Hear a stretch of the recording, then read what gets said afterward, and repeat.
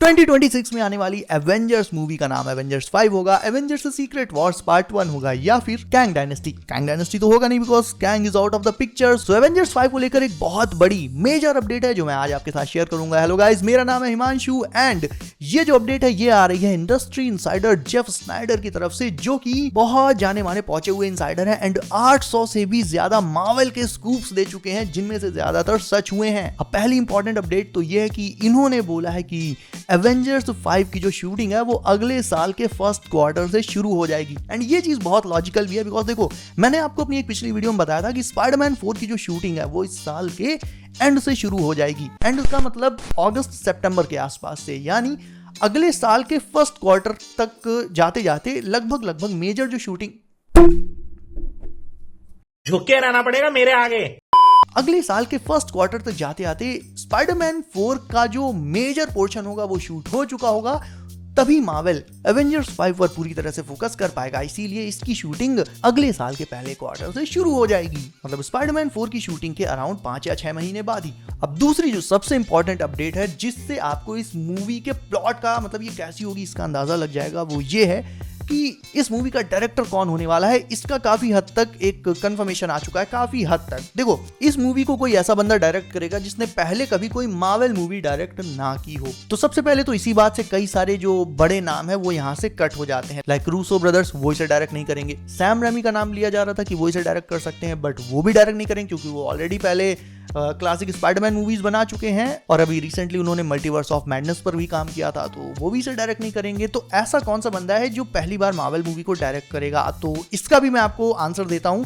देखो, एक्चुअल में सीन यहां पर यह है कि आप खुद जानते हो कि अभी पिछले कुछ सालों में मार्वल के जो प्रोजेक्ट्स आ रहे हैं वो बेसिकली एक फेलियर की तरह है। चाहे दी मार्वल्स ले लो, शी हल्क ले लो, लोकी वगैरह को हटा दो, वो काफी अच्छा शो था, बट बाकी के जो मार्वल की मूवीज एंड शोज आ रहे हैं बहुत ही ज्यादा फेल हो रहे हैं। इसलिए एवेंजर्स 5 को लेकर मार्वल का कहीं ना कहीं बजट जो है वो थोड़ा सा टाइट तो जरूर है। प्लस इसके डायरेक्टर पर एक बहुत बड़ा प्रेशर इस बात का भी रहेगा कि उसे ये मूवी हिट करानी ही करानी है, सुपर डुपर हिट करानी है, ब्लॉकबस्टर बनाना है इसे। तो यहाँ पर ऐसा डायरेक्टर होगा जो प्रेशर में काम करे और एक थोड़े से टाइट बजट में काम करे और जिसके अंदर बहुत ही कम टाइम फ्रेम में बहुत सारे कैरेक्टर्स को फिट करके चीजों को कंक्लूड करने का टैलेंट हो, एक ऐसा बंदा। तो भाई, डेडपूल एंड वुल्वरीन के डायरेक्टर शॉन लेवी से लेकर रूसो ब्रदर्स एंड बाकी के डायरेक्टर्स की जो र्यूमर्स चल रही थी वो इससे बिल्कुल ही गलत साबित हो जाती हैं। अब ये जो सिचुएशंस मैंने बताई, प्रेशर वाली सिचुएशन, टाइट बजट वाली सिचुएशन, इनके हिसाब से केवल और केवल एक ही बंदा है जो कि इस मूवी को डायरेक्ट कर सकता है। उसका नाम बताने से पहले आपको ये बता दूं कि कुछ लोग ये भी बोल रहे थे कि एवेंजर्स 5 को क्रिस्टोफर नोलैन डायरेक्ट करेंगे, बट ऐसा तो बिल्कुल नहीं हो सकता बिकॉज क्रिस्टोफर नोलैन का जो डायरेक्शन है उसका अपना एक अलग ही तरीका है। डेफिनेटली उन्होंने पहले सुपर हीरो मूवीज डायरेक्ट करी हैं like dark night rises and ये सब मूवीज बहुत ही मतलब अलग ही लेवल पर थी। बट अगर आप डार्क नाइट और मार्वल की किसी भी मूवी को उठाकर साथ में कंपेयर कर दो, लाइक आयरन मैन को उठा लो या कैप्टन अमेरिका को उठा लो, ये दोनों अलग अलग यूनिवर्सेस की मूवीज अपनी जगह पर तो सही हैं, बट दोनों में कुछ भी कॉमन नहीं है। डार्क नाइट एक बेहद सीरियस, बेहद डार्क थीम वाली मूवी थी, वहीं कैप्टन अमेरिका ले लो, आयरन मैन ले लो, या इवन आप इन्फिनिटी वॉर या एंड गेम जैसी मूवीज भी उठा लो, वो भी थी बहुत सीरियस मूवीज, बट उनमें भी कहीं ना कहीं हल्के फुल्के फनी मोमेंट्स थे जरूर, जो कि क्रिस्टोफर नोलैन की मूवी में कहीं देखने को नहीं मिलते। तो भाई, उनकी थीम बिल्कुल अलग है, डेफिनेटली वो डायरेक्ट कर सकते हैं, बट अगर उन्होंने एवेंजर्स 5 को डायरेक्ट किया तो इसका सीधा सा मतलब ये हो जाएगा मार्वल की पूरी थीम ही चेंज हो जाएगी एंड वो कहीं ना कहीं फिर डीसी की तरह हो जाएगी और मार्वल ऐसा बिल्कुल भी नहीं चाहेगा क्योंकि मार्वल एंड डीसी दोनों अपनी अपनी अलग अलग थीम्स के लिए जाने जाते हैं, एक की डार्क थीम, एक की थोड़ी लाइट हार्टेड फनी थीम। तो अब वो बंदा कौन है जो एवेंजर्स 5 को डायरेक्ट करेगा? एवेंजर्स 5 एक ऐसी मूवी है जिसका बॉक्स ऑफिस पर तगड़ा परफॉर्म करना बेहद ही जरूरी है। वैसे भी इस साल डेडपूल एंड वुल्वरीन, अगले साल स्पाइडरमैन 4 के बाद एवेंजर्स 5 ही है जो मार्वल की एक बहुत बड़ी मूवी है जो कि आनी है, वेनम वगैरह भी हैं, बट इनका लेवल थोड़ा सा ज्यादा ऊपर है। दैट्स वाई इसका परफॉर्म करना बेहद जरूरी हो जाता है। और मार्वल ये बोल रहा है कि इन मूवीज को इन्फिनिटी वॉर और एंड गेम से भी एक बड़े लेवल पर बनाया जाएगा। This is the biggest Marvel project ever कहने के लिए। दैट्स वाई मार्वल को एक ऐसा डायरेक्टर चाहिए जो एक टाइट बजट में एक ब्लॉकबस्टर मूवी बना के दे, जो हर एस्पेक्ट में परफेक्ट हो। एक ऐसा डायरेक्टर जो प्रेशर को हैंडल कर पाए, ठीक ठाक बजट में भी एक ऐसी मूवी दे पाए जो इन्फिनिटी वॉर और एंड गेम लेवल की हो। और भाई अगर ऐसा कोई डायरेक्टर है, ऐसा कोई बंदा है जो इतने प्रेशर में ऐसा काम कर सके, तो वो है केवल एक जॉन विक 4 के डायरेक्टर चैड स्टालिस्की। इन्होंने $100 मिलियन का बजट लिया, उससे जॉन विक का 4th पार्ट बनाया। आप जानते हो कि एक मूवी का जब सीक्वल भी आता है, सेकंड पार्ट भी आता है, थर्ड पार्ट भी आता है, तो कितनी वो घिस पिट जाती है, लोगों का उतना इंटरेस्ट नहीं रह जाता। भाई नई नई मूवी की बात ही अलग होती है। लेकिन जॉन विक का जो 4th पार्ट था, पर्सनली मेरे लिए वो the best action movie ever है। डेफिनेटली आप मेरी इस बात से एग्री भी करोगे। बहुत ही एस्थेटिक, बहुत ही तगड़ी मूवी थी वो।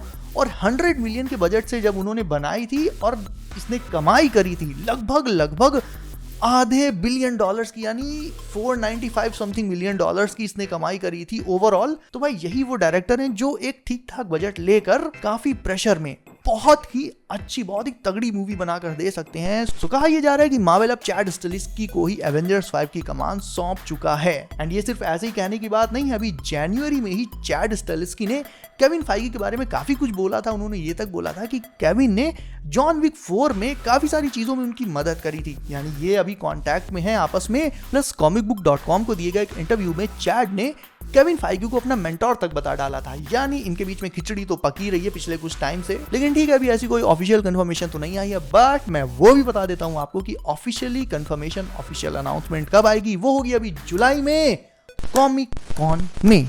बहुत से ऐसे डायरेक्टर्स हैं जिन्होंने बोला कि उन्हें अगर एवेंजर्स 5 को डायरेक्ट करने का चांस मिले तो वो डेफिनेटली इस प्रोजेक्ट को अपने अंडर में ले लेंगे। बट एज आई सेड, यहाँ पर प्रेशर बहुत ज्यादा है और हर कोई डायरेक्टर इस प्रेशर को हैंडल नहीं कर सकता। तो जितनी सारी एक्सपेक्टेशंस है एवेंजर्स 5 को लेकर, उसके अकॉर्डिंग तो चैड स्टालिस्की ही इसके लिए परफेक्ट डायरेक्टर रहेंगे। एंड अगर वो इसे डायरेक्ट करते हैं तो भाई एक चीज ये समझ लो कि इस मूवी में, मैं कंफर्म तो नहीं कह सकता, बट हाँ, इस मूवी में इन्फिनिटी वॉर और एंड गेम से भी ज्यादा तगड़ा एक्शन हो सकता है। सीरियसली, स्टोरी के मामले में मुझे नहीं पता, बट एक्शन के मामले में भाई ये मूवी फिर अनबीटेबल हो जाएगी। क्योंकि आप जॉन विक 4 से समझ सकते हो, जब एक नॉर्मल मूवी को, एक नॉर्मल गैंगस्टर मूवी को वो इस लेवल पर दिखा सकते हैं, मतलब एक सुपर ह्यूमन लेवल पर दिखा सकते हैं, तो भाई जो एक्चुअल सुपर हीरोज हैं उसमें वो किस लेवल का एक्शन दिखाएंगे। और इसके साथ ही एवेंजर्स 5 को लेकर एक लास्ट अपडेट ये भी है कि इसकी रिलीज डेट पोस्टपोन होनी थी। मे बी हल्का सा डिले हमें देखने को मिल सकता है। पहले ये रिलीज होनी थी 1 मई 2026 में, बट मार्वल फेज 5 के कुछ प्रोजेक्ट्स की जो टाइमलाइन है वो थोड़ा आगे शिफ्ट हो गई, जिसके चलते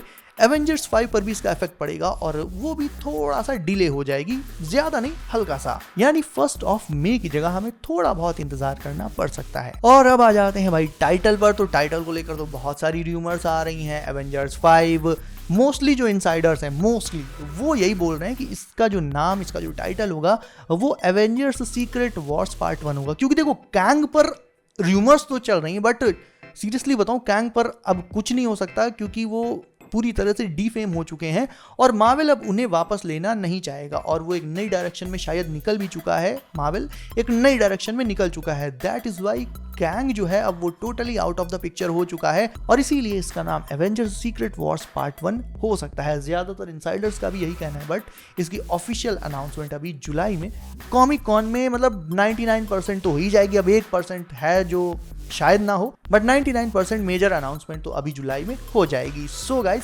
आपको क्या लगता है इसका नाम क्या होगा, मुझे कमेंट करके बताओ। सो वीडियो अच्छी लगी हो तो इसे लाइक कर दो, प्लस नए हो देन चैनल को सब करके नोटिफिकेशंस को ऑल पर डालना बिल्कुल मत भूलना, क्योंकि बहुत सारी मेजर अपडेट्स अभी आ चुकी हैं और आने वाली हैं जिन पर वीडियो आती रहेगी। दैट्स वाई नोटिफिकेशन को तो ऑल पर सेट ही कर लेना। सो गाइस, मैं हिमांशु, मिलता हूं आपसे अगली वीडियो में। Be safe, bye.